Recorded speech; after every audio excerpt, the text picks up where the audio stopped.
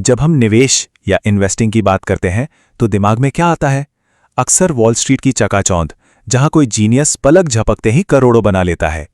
पर क्या सच में ऐसा ही होता है या फिर असली कहानी कुछ और ही है? चलिए आज इसी पहेली को सुलझाते हैं।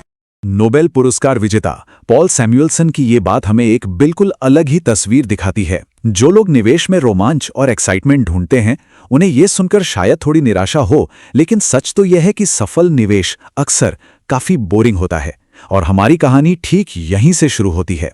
तो देखिए, हर निवेशक के सामने ना दो रास्ते होते हैं। एक है वॉल स्ट्रीट का खेल, जो बहुत कॉम्प्लेक्स है, बड़े बड़े वादे करता है और ऊंची फीस से भरा है। और दूसरा रास्ता है विजेता का खेल, जो बिल्कुल सीधा साधा, सस्ता और अनुशासन पर टिका है। सवाल बस इतना है कि कौन सा खेल चुना जाए।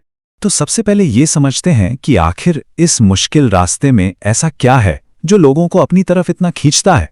इसकी वजह काफी दिलचस्प है। देखिए, एक आम सोच है कि अगर बहुत बढ़िया रिटर्न चाहिए तो दुनिया के सबसे बड़े और सफल लोगों की नकल करनी होगी। और इसका सबसे बड़ा उदाहरण है येल यूनिवर्सिटी का एंडोमेंट फंड। ये लोग प्राइवेट इक्विटी और हेज फंड जैसी चीजों में निवेश करते हैं, जिन्हें समझना एक आम निवेशक के लिए बहुत मुश्किल है। पर यहां एक बहुत बड़ा सवाल खड़ा होता है। जो स्ट्रैटेजी येल जैसे इतने बड़े संस्थान के लिए काम करती है, क्या जरूरी है कि वो एक आम इंसान के लिए भी काम करे? चलिए इसका जवाब आंकड़ों में ढूंढते हैं। जरा इन नंबर्स को देखिए। A wealth of common sense का एक एनालिसिस बताता है कि एक दशक में येल के सुपर कॉम्प्लेक्स पोर्टफोलियो ने दिया सालाना करीब 7.5% का रिटर्न। ठीक है, पर उसी दौरान एक बिल्कुल सिंपल 60% स्टॉक और 40% बॉन्ड वाले पोर्टफोलियो ने कितना दिया? 9.20% सालाना। जी हां, बिल्कुल सही सुना। उस दशक में सादगी ने जटिलता को बुरी तरह हरा दिया। कुल रिटर्न की बात करें तो सिंपल पोर्टफोलियो ने 141% से ज्यादा का रिटर्न दिया, जबकि येल का रिटर्न 100% था। ये एक जबरदस्त आहा मोमेंट है जो हमें सादगी की असली ताकत दिखाता है। और इसी आइडिया को आम लोगों तक पहुंचाया वैनगार्ड के संस्थापक the great John C Bogle ने। उनका कहना साफ था, मार्केट को हराने की कोशिश करना एक हारने वाले का खेल है। क्यों? क्योंकि इस चक्कर में जो ऊंची फीस और लागतें लगती हैं ना, वो आपके रिटर्न को धीरे धीरे खा जाती हैं। तो अगर जटिलता आम निवेशक के लिए जवाब नहीं है, तो फिर जवाब क्या है? जवाब छिपा है एक बहुत ही सरल खेल योजना में। जॉन बोगल ने अपनी किताब the little book of common sense investing में इसी सिंपल स्ट्रैटेजी के बारे में बताया है। इसे कहते हैं इंडेक्स इन्वेस्टिंग। इसका मतलब क्या है?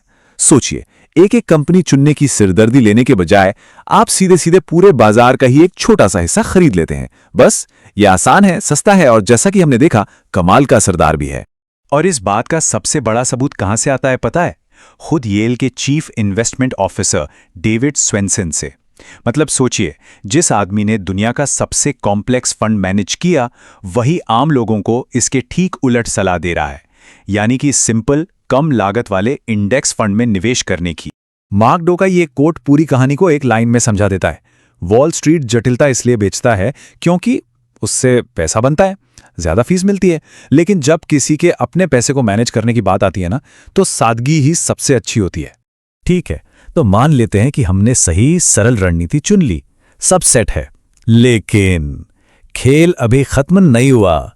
असल में सबसे मुश्किल हिस्सा तो अब शुरू होता है। और पता है सबसे बड़ा दुश्मन कौन है? बाजार नहीं, हम खुद हैं।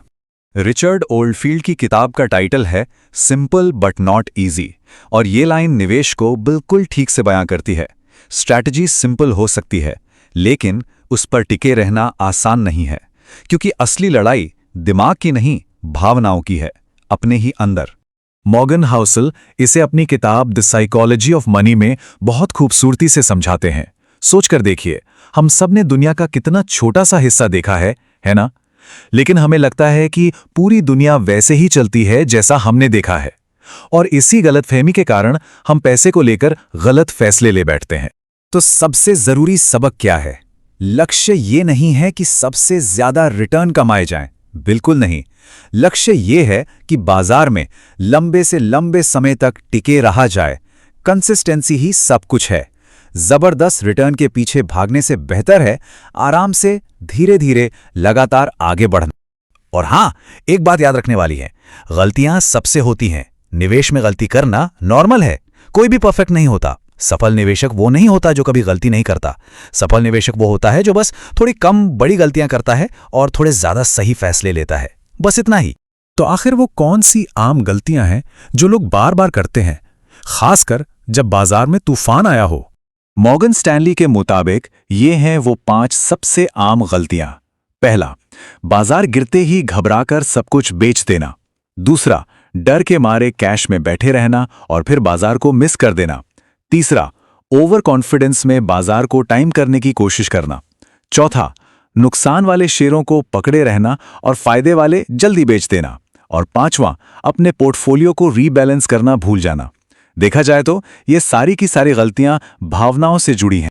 और इन गलतियों की कीमत कितनी बड़ी हो सकती है, ये चार्ट देखिए। ये एक सिंपल बाय एंड होल्ड निवेशक यानी जो शांत बैठा रहा, और एक लड़खड़ाने वाला यानी जो घबराकर अंदर बाहर करता रहा, उनके बीच का फर्क दिखाता है। और ये फर्क छोटा नहीं है। पिछले उदाहरण में ये फर्क था $25 लाख का। सोचकर देखिए, सिर्फ भावनाओं पर काबू ना रख पाने की कीमत $25 लाख। ये वो पैसा है जो सिर्फ अनुशासन से, सिर्फ शांत रहने से बन सकता था। तो इन सब बातों से हम क्या सीख सकते हैं? इस लंबे खेल को जीतने के लिए एक साफ एक्शन लेने लायक ढांचे की जरूरत है।